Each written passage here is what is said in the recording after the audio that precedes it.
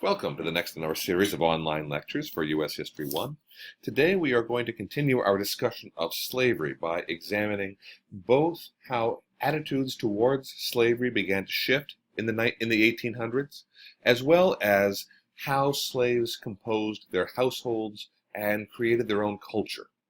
As always, there are some key terms or ideas you should be able to identify by the time we get to the end of this slide. By the end of this presentation, and you also should be able to answer the questions at the bottom of the screen. So let's get to it.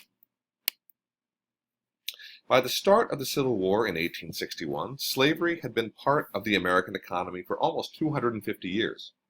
Slavery began in 1619 when the first slaves, or actually we don't know if they were slaves, when the first Africans were purchased by colonists in Jamestown from a visiting Dutch ship. By 1861, there were more than 4 million slaves living in the United States. Moreover, there were more than 476,000 free African Americans, most of whom lived in the northern states. Slavery had definitely become a Southern institution by 1861. Before the American Revolution, all 13 American colonies legalized slavery. By 1820 and the Missouri Compromise, however, slavery was concentrated in the southern states. There were 11 slave states, and there were 11 free states. Now let's look at a map of the U.S. in 1861. The division between North and South and free and slave had widened. There were now more free states than slave states. Moreover, the population of the free states was higher than that of the slave states. In short, the South felt as though it was being overwhelmed by the tide of freedom that was sweeping the North. But numbers don't tell the whole story. An interesting thing was also happening in regard to the way Southerners were defending slavery. Before 1800, slavery was seen as, quote, a necessary evil, end quote. We've talked about this when discussing the Revolutionary generation, George Washington and Thomas Jefferson, and so forth. In fact, as Jefferson said, the love of justice and the love of country plead equally the cause of these people. And it is a mortal reproach to us that they should have pleaded it so long in vain, and should have produced not a single effort, nay, I fear not much serious willingness to relieve them and ourselves from our present condition of moral and political reprobation. I mean, essentially what Jefferson is saying here is that slavery is evil, slavery is wrong. He recognizes the injustice of it.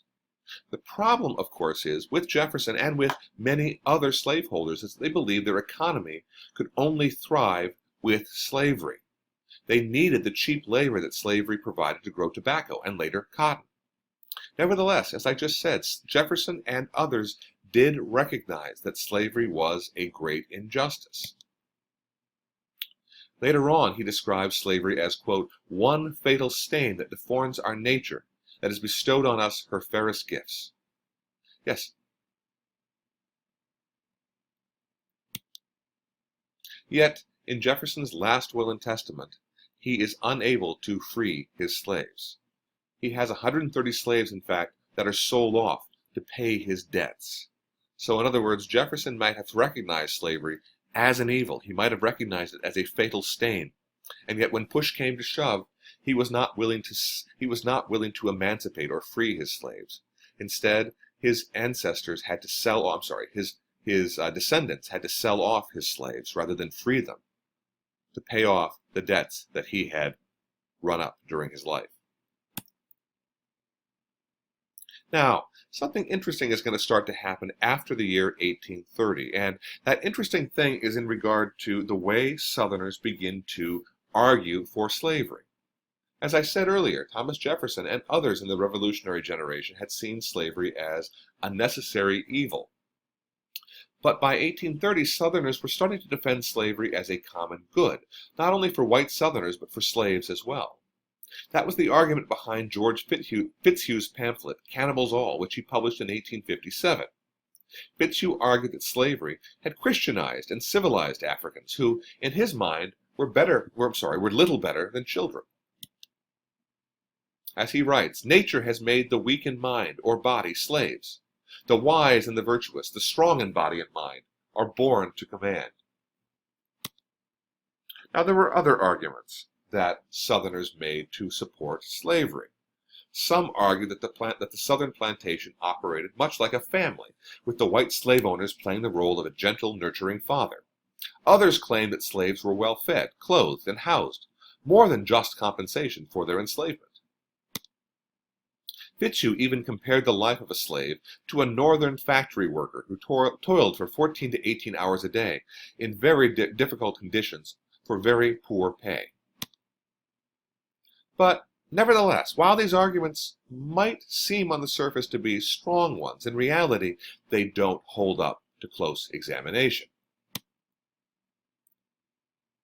Because Fitzhugh and other Southern apologists were lying. Slaves were fed, but the food that they were fed was not of high quality, nor was it nutritious. Slaves received 2 articles of clothing a year, so no, yes, they were clothed, but not well clothed, nor were they provided much. Still, probably the greatest example of this lie was in regard to the slave family. Slaves did form actual families, with men and women getting married and having children. However, these relationships were incredibly precarious. Slave owners did allow men and women to form families, and slaves developed traditions of their own to solemnize these marriages. One of the most popular was to, quote, jump the broomstick, end quote, which symbolized that the man and woman were joining their households together. But slaveholders refused to recognize the legality of these marriages. That was because, should the need arise, a slaveholder wanted to maintain the freedom to separate husbands from their wives and children from their parents. Another example of the lie behind Fitzhugh's words was the sexual exploitation of slave women. Slave masters often raped slave women.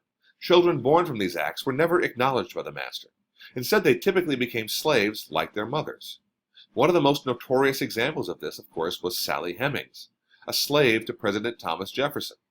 The two had a long-time sexual relationship that many have described as rape. That relationship produced a number of children, including Harriet Hemings, pictured to the right. Now, many folks ask, if slavery was so bad, then why didn't more slaves resist? The truth is that many slaves did resist when they could. One of the most common forms of resistance was theft. Slaves would often supplement their poor diets by stealing livestock or vegetables from their master's stock. Another form of resistance was to simply run away. Thousands of slaves sought to escape bondage every year by either running away to the north or to Mexico, where slavery was illegal. We actually know quite a bit about these runaways because slave masters would post ads in the newspapers asking their neighbors to be on the lookout for them. So what do we know? Well, about 80% were young men between the ages of 16 and 35. Moreover, about 1/3 were from the skilled or privileged class of slaves. These would have been the slaves with some education, or those who were given greater freedom by their masters. The odds, however, were stacked against a slave who wanted to run away. There were slave patrols that monitored the roads during the day. Runaways were often tracked down with dogs, and these dogs might tear a man to pieces if the master failed to arrive in time.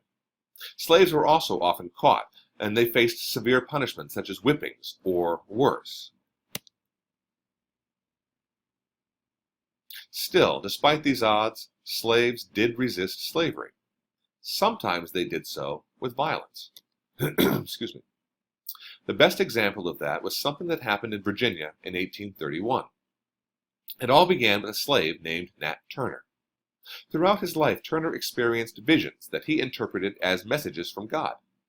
Ultimately, he came to believe that God was telling him to lead a massive uprising to free the slaves. On August 13th, he put these visions into action. He and a handful of friends and relatives gathered axes and knives and farm tools and raged across the countryside. According to legend, Turner told his followers to, quote, kill all of the white people, end quote. Few were spared in the early days of the attack. Approximately 60 people were killed overall, some by beheading. As word of Turner's rebellion spread, more and more slaves flocked to his cause. In all, about 60 people joined him. Ultimately, a white militia was organized to hunt down Turner's supporters. The militia was not selective about who they punished.